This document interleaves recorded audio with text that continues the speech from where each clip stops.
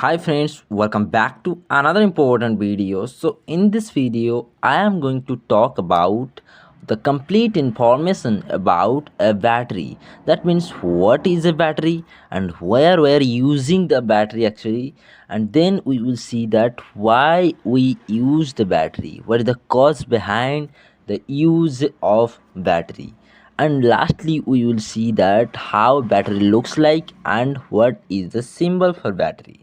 So these all complete information are going to discuss in this video, so please watch till the end of this video because this video is going to be very important for you guys. So an electric battery is a source of electric power consisting of one or more electric chemical cells with external connections for the powering of electrical devices. That means always a battery works as a source which provides the DC supply or DC energy to the load which is connected to the battery. Okay, so battery always works as a source.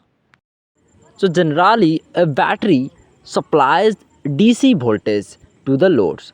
So that's why we need to supply the AC voltage in our home, because every appliances in our home is actually running in AC voltage. So that's why we need to convert from DC voltage to AC voltage.